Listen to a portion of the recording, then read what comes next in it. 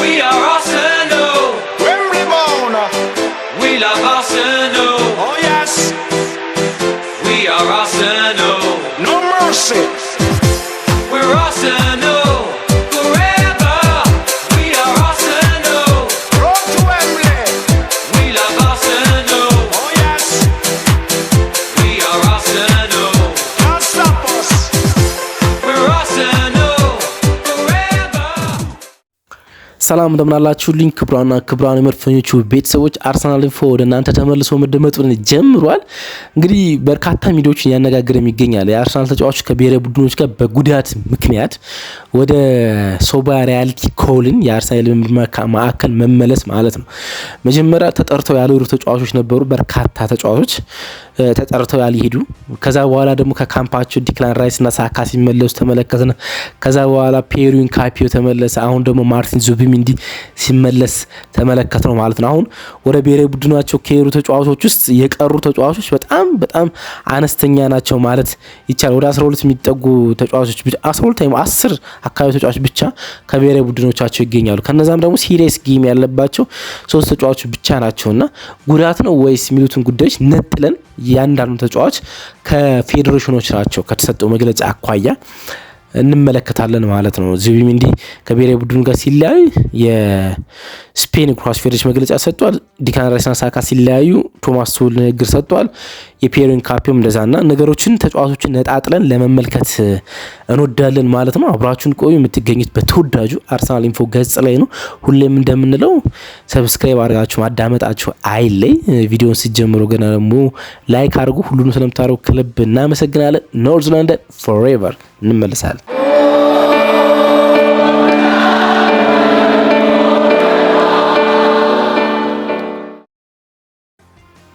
ሌላ ተጨማሪ ትናንትና ከሰራነው ፕሮግራም በኋላ ሌላ 2 ተጨማሪ ዜናዎች ወጥተዋል። እንግዲህ ቡካዮ ሳካና እንዲሁም ዲክላን ራይስ ከእንግሊዝ ካምፕ ወጥተው ወደ አርሰናል መመለሳቸውን ከሰማን በኋላ ደግሞ ትናንትና የፔሩ ኢንካፒዮ ከኤኳዶርና የማርቲን ዙቢሜንዲ ከስፔን ካምፕ ወጥተው ወደ ለንደን መመለሳቸው ተሰምቷል። አሁን ጥሪ ከቀረበላቸው እና የናሽናል ቲም የኢንተርናሽናል ብሬክ የሀገራት ግልጋሎት እንዲሰጡ ከተጠሩ 10 ተጫዋቾች ከተጠሩት ውስጥ 10ሩ መመለሳቸው ተሰምቷል። አንዳንዶቹም ጭራሽም አልሄዱም ማለት ነው። እንግዲህ ኖኒ ማዱኬ፣ ቡካዮ ሳካ፣ ዲክላን ራይስ፣ ዊሊያም ሳሊባ፣ ገብርኤል ማጋሌሽ፣ ሊያንድሮ ትሮሳርድ፣ ዩሪያን ቲምበር፣ ማርቲን ኦዲጋርድ፣ ኤብሬቺ ኤዜና ፔሪን ካፒዮ እነዚህ በሙሉ ጥሪ ቀርቦላቸው ከኢንተርናሽናል ዲዩቲ የቀሩ አብሰንስ የሆኑ ተጫዋቾች ናቸው።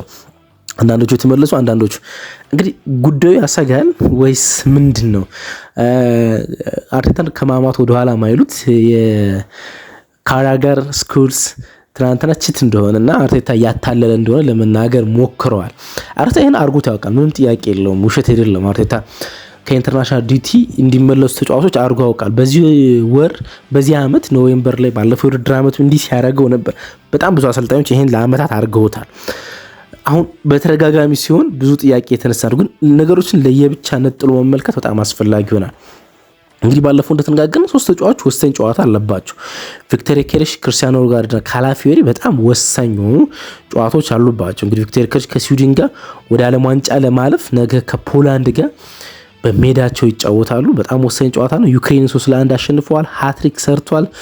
ወደ ዓለም ዋንጫ ለመምጣት ወደ አሜሪካ ዓለም ዋንጫ ለመምጣት ፖላንድ ማሸነፍ አለባቸው። ስለዚህ በጣም ወሳኝ መርሃ ግብር ነው። በተመሳሳይ ክርስቲያን ኖርጋርድም ከዴንማርክ ጋር ኖርዝ መቄዶኒያን አሸንፏል። ቼክ ሪፐብሊክን ከሜዳቸው ውጪ ዶ ማሸነፍ አለባቸው። ሌላ በጣም የሚጠበቅ ጨዋታ ነው ከቼክ ጋር የሚደረግ ማለት ነው።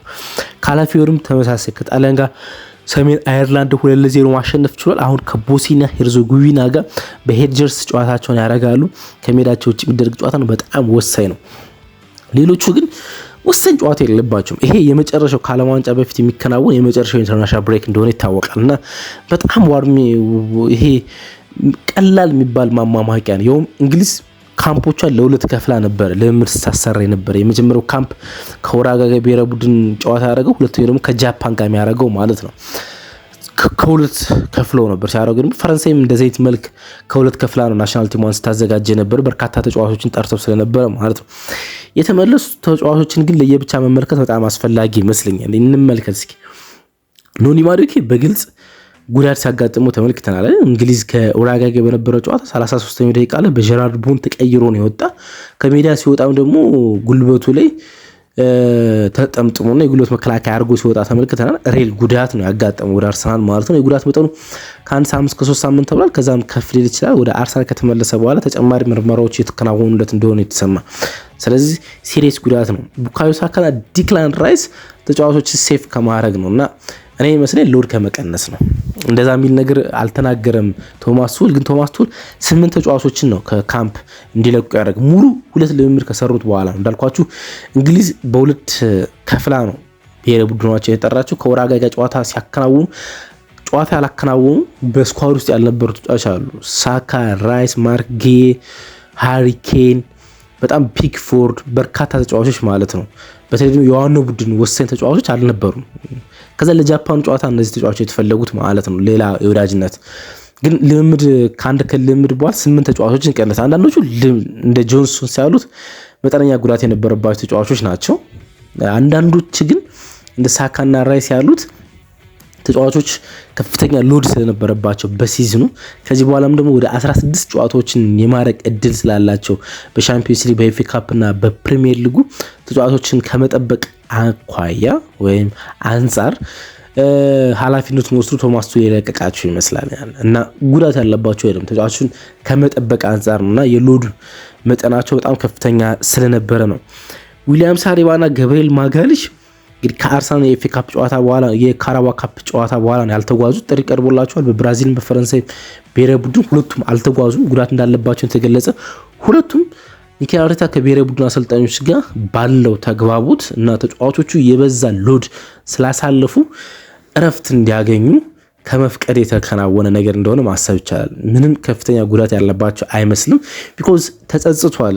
ታስታውሱን የብራዚል ብሔራዊ ቡድን አሰልጣኝ አንቸሎቲ እስከ ጉዳቱ ገብርኤል ማጋላሽን ኖቬምበር በነበረው ኢንተርናሽናል ብሬክ አጫውቶት ስለነበረ ያ ጉዳት ደግሞ ተጫዋቹ ላይ 2 እና 3 ወራት ውስጥ በጉዳቱ ከቡድኑ ጋር እንዲገለል አስችሎ ስለነበረ ከጉዳቱ ጋር ተጫዋቹ ማጫወት የፈለገ አይመስልም። የአርሰናል ተጫዋቾች ከዚህ በኋላም በርካታ ጨዋታዎች ስለሚያደርጉ ለዓለም ዋንጫ ፍሬሽ ሆነው እንዲመጡ ቢያንስ ኢንተርናሽናል ኮቾች ማድረግ የሚጠበቅባቸውን ጥቂት ነገር ለማድረግ እና ሎዱን ለመቀነስ ረፍት የሰጧቸው ይመስላል ለዊሊያም ሳሊባና ለገብርኤል ማጋለሽ ማለት ነው። ሌላኛው ነገር ሊያንድሮ ትሮሳርድ በተመሳሳይ ጉዳት ነው። ጉዳቶች ነበሩበት ግን የፊትነስ ደረጃው እየተመለሰ ነበረ። ከዛ ከካራባ ካፕ ጨዋታ በኋላ ነው እንዲቀር የተከናወነ። የሱ ምንም የተዘገበ ነገር የለም ከቤልጂየም ብሔራዊ ቡድን ጋር ምንም በምን መንገድ እንደቀረ ማለት ነው። ግን መጠነኛ ጉዳት እንዳለበት አርሰናል ገና ጨዋታው እንዳለቀ ነው ግን ያሳወቀ። የካራባ ካፕ ጨዋታ እንዳለቀ ነው ያሳወቀ ማለት ነው። ዩሪያን ቲምበር ምንም ጥያቄ የለውም ጉዳት ላይ ነው የሚገኘው።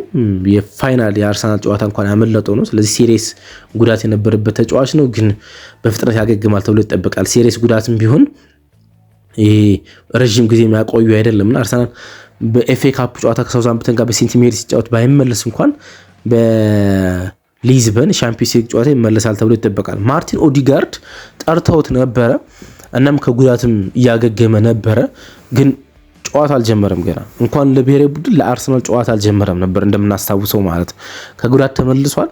ግን የማች ፊትነሱ ወደ ጨዋታ ለማከናወን የሚረዳው አልነበረም እና ከአንድም ሁለት ጊዜ እንደዚህ አይነት የማች ፊትነስ ጥያቄ ያለበት ኖሪዎች ጠርተውት እንደገና ቸክ አድርጎት አርሰናል ያታለላቸው መስሏቸው ቸክ አድርገው መልሰውት ያውቃሉ። እንደዚህ አይነት አጋጣሚዎች ነበሩ። ኦክቶበር ላይ እንደዚህ አድርገውት ነበር ምናምን እና አሁንም ያን ነገር ለማድረግ አልፈለጉም። ስለዚህ ከአርሰናል ጋር እንዲቆይና ሙሉ በሙሉ ረፍት አድርጎ እንዲያገግም ነው የተፈለገ። ማች ፊትነሱ ከመመለስ እንጂ ከጉዳት አይደለም። ማርቲን ኦዲጋርድ አርሰናል እንደተመለስ ይመለሳል ተብሎ ይጠበቃል። ኤብሪቼ ኢዜ ምንም የሚያወላዳ ነገር አይደለም። ጉዳት አጋጥሞት ሲወጣ ተመለከት ነው።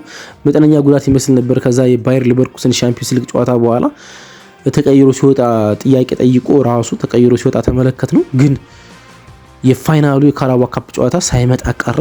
ጭራሽ ጉዳቱ ከ4 እስከ 6 ሳምንታት ወይም ከወራት በላይ እንደሚቆይ ተዘገበ ማለት ነውና ኤብሪቼ ኢዜ ሲሪየስ ነው እና ጉዳቱ መጠን ታውቆ ስላልነበረ የእንግሊዝ ብሔራዊ ቡድን ቀድሞ ነበር ጥያቄ አቀርቦለት የነበረ፣ ግን ሲሪየስ ጉዳት ነው። ፔሩ ኢንካፒዮ እንግዲህ ኡራጓይ ኢኳዶር ጨዋታ ነበራትና የኢኳዶር ጨዋታ ላይ እስከ 77ኛው እስከ 60 ምናምንኛው ደቂቃ ላይ ተጫውቷል እና ከመቀየሩ በፊት ጉዳት አጋጥሞት ወድቆ ነበረ። ጥያቄ ያቀረበ የመቀየር ጥያቄ አሰልጣኙ ቀየረው። ከዛ በኋላ ቴስት ካረጉት በኋላ መጠነኛ ጉዳትና ዲስኮምፎርት ጉዳት ከማለት ዲስኮምፎርት ማለት የሚቀል ይመስለኛል። ዲስኮምፎርት ስለነበረበት ወደ አርሰናል እንዲመለስ ብሔራዊ ቡድን ፈቀደ። ሁለተኛ የወዳጅነት ጨዋታ አለባቸው ለሱ እንደማይጠቀሙት ነው የገለጹት ማለት ነው።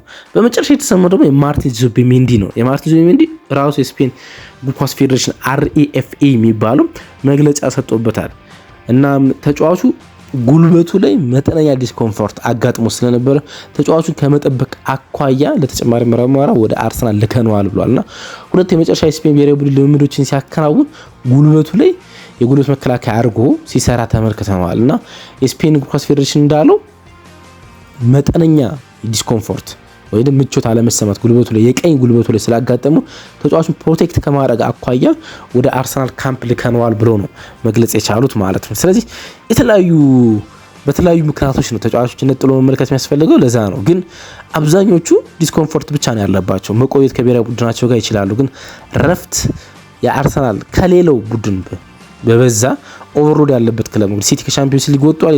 የጨዋታ ቁጥር ያንሳል። ሌሎችም የአውሮፓ ቡድኖች ብትመለከቱ እንግዲህ ፒኤስጂ ለሻምፒዮንስ ሊግ ሲል ጨዋታዎችን ሲያርፍ የተመለከተው ነው የምንገኝ ማለት ከፍተኛ ኦቨርሎድ ያለውና በአራት ውድድሮች ላይ እስከመጨረሻው የሄደ ያለው አርሰናል ነው። በሻምፒዮንስ ሊግ ቢያንስ ሚኒመም እስከ ፋይናል ይሄዳል ተብሎ ይጠበቃል። ሰሚ ፋይናል ላይ ስለሚሳተፍ ተብሎ ይጠበቃል። ኤፍኤ ካፕ ሩብ ፍጻሜ ላይ ከሳውዛምፕተን ጋር ነው እስከ ፋይናል የመድዳለው። ስለዚህ ተጫዋቾች ከፍተኛውን ኦቨርሎድ በሲዝኑ ስላሳለፉ ረፍቶችን ለመስጠትና ለዓለም ዋንጫ ተጨማሪ ጉዳቶች እንዳያስተናግዱ ቢያንስ በትንሹ የብሔራዊ ቡድን አሰልጣኞች ተጫዋቾችን ለመጠበቅ ነው የሞከሩት። አሁን ከብሔራዊ ቡድናቸው ጋር የሚገኙ ተጫዋቾችን ለመጥቀስ ስንሞክር ቪክተር ዮኬሬሽ በጣም ወሳኝ ጨዋታ አለበት። ማርቲኔሊ ባለፈው ከብሔራዊ ቡድኑ ጋር ጨዋታ አከናውኗል። ሁለተኛው ጨዋታ ላይ ከቤንች ይነሳል ተብሎ ይጠበቃል። ካይ ሃቨርትዝ ባለፈው ከቋሚ ነው የጀመረው። ስለዚህ ሁለተኛውን ከጋና ጋር ይመስለኛል ጀርመን ጨዋታ ያላት ዛሬ ከቤንች ይነሳል ተብሎ ይጠበቃል። ማክስ ዶማን ከ19 ዓመት በታች ቡድን ጋር ነው የሚገኘው። ቅድም እንዳልኳችሁ ክርስቲያን ኖርጋርድ ሲሪየስ የሆነ ጨዋታ አለበት። ሪካርዶ ካላፊዮሪ ሲሪየስ የሆነ ጨዋታ አለበት። ሉዊስ ማይልስ ስኬሊ ከ21 ዓመት ቡድን ጋር ነው ያለ። አንድ ሀፍ ነው የተጫወተ። አሁንም አንድ ሀፍ ብቻ ይጫወታል ተብሎ ይጠበቃል። ሞስኬራ 20 ምናምን ደቂቃዎችን ነው ማሳለፍ የቻለ ከስፔን ብሔራዊ ቡድን ጋር። ቢን ዋይት 60 ምናምንኛው ደቂቃ ነው ተቀይሮ የገባ። ራያ አሁን ስፔኖች ባለባቸው የካልቸር ጉዳይም ይመስላል ሶስተኛው የስፔን ተመራጭ ግብ ጠባቂ ሆኗል። ጋርሻ መምጣቱን ተከትሎ ማለት ነው። የአሰልጣኝ ዲላፎንቴ የመጀመሪያ ምርጫ በቡድኑ ውስጥ ኡናይ ሲሞን ነው፣ አትሌቲኮ ቢልባኦ ግብ ጠባቂ ማለት ነው። ሁለተኛ ዴቪድ ራያ ነበር። አሁን ደግሞ ጋርሻ መጥቷል፣ የባርሴሎና ግብ ጠባቂ። ሶስተኛ ግብ ጠባቂ ነው የሚያደርጉት ስፔኖች። ሊጋቸው ላይ ላለ ተጫዋች ቅድሚያ እንደሚሰጡ ለአመታት ተመልክተናል። ታስታውሱ እንደሆነ ዣቪ አሎንሶ በእንግሊዝ እግር ኳስ በጣም አስደናቂ በነበረበት የሊቨርፑል ቤት ውስጥ ሲና የሚባል የ35 ዓመት ተጫዋች በብሔራዊ ቡድኑ ሲጠቀሙ ዴልቦስኪ እናስታውሳለን። ከዛ በኋላ ዴቪድ ሲልባ ልትሉ ትችላላችሁ። ሲቲ ውስጥ በነበረበት ጊዜ የብሔራዊ ቡድን የቋሚ አሰላለፍ ቦታ ሲያጣ ተመልክተነዋል። ወይም ደግሞ አዚብሊኪታ እንዲህ ሲያደርግ ተመልክተ ናቾ ሞኑሪያል ተጫዋች በነበሩባቸው ብዙ በርካታ ጥሩ ተጫዋች ባልነበሩባቸው ጊዜያት እንኳን የብሔራዊ ቡድን የቋሚ አሰላለፍ ቦታ ሲያጡ ተመልክተናል። አሁን እጣ ፈንታው ዴቪድ ራያ ላይ ያለ ይመስላል። እንግሊዝ ስላለና በስፔን ስለማይሳተፍ ቅድሚያ አይሰጡትም። ብዙ ጊዜ እንደዚያ ሲያደርጉ ስለነበረ ስለዚህ ሶስተኛ ተመራጭ ነው። ስለዚህ ብዙ ሎድ አይኖርባቸውም ማለት ነው። በከፍተኛ ሎድ ውስጥ የሚጫወቱ ሶስት ተጫዋቾች ናቸው፣ ቪክተር ዮኬሬሽ፣ ክርስቲያን ኖርጋርድና ካላፊዮሪ። ስለዚህ ሚዲያዎች ምንም የሚበሉ ምን ለአርሰናል ግን ከምን ጊዜውም በላይ ይሄኛው ኢንተርናሽናል ብሬክ በጣም ወሳኝ ነበር። አንዳንድ ተጫዋቾች እንዳልኩት እንግዲህ በጣም ከፍተኛ ጉዳት ያለባቸው በተለይ የኤብሬች ዜና ማዱኬ ሲሪየስ ጉዳት ነው እና ለአርሰናል ፈታኝ ነው። እሱ ለአርሰናል በጣም ፈታኝ ነው የሚሆኑት በሚቀጥሉት ጊዜያት ባሉ ጨዋታዎች ማለት ነው። ሌሎች ግን በጣም መጠነኛ ናቸውና ረፍት አድርገው ይመለሳሉ ብለን እናስባለን። እሱ ለአርሰናል በጣም ወሳኝ ነው። 60 ወሳኝ ቀናት አርሰናል ፊት ላይ ይኖራሉ። 2 ወራት 8 ሳምንታት 16 የሚያህሉ ጨዋታዎች በሳምንት 2 ጨዋታዎችን ከዚህ በኋላ እስከ ሜይ ግንቦት መጨረሻ አርሰናል ያከናውናል። ለነዚያ ጨዋታዎች በጣም ወሳኝ ናቸውና ጉዳት ወይስ ብለን ርዕሱን ያቀረብነው ለዛ ነው እና ነገሮችን ነጣጥሎ መመልከት ይችላል። አንዳንዶች ጉዳቱ ነው፣ አንዳንዶቹ ግን ዲስኮምፎርት ብቻ ነው፣ ምቾት አለመሰማት ብቻ ነው። ስለዚህ ይመለሳሉ፣ በደንብ እንመለከታለን እሱ ብለን እናስባለን። በተለይ ደግሞ በሊዝበን የስፖርቲንግ ሊዝበን ጨዋታ ላይ ሲመለሱ እንመለከታለን ማለት ነው። ብዙ ያን ያህል የሚያሰጋ እንዳልሆነ መግለጽ እንፈልጋለን ማለት ነው። ባይ እወዳችኋለሁ።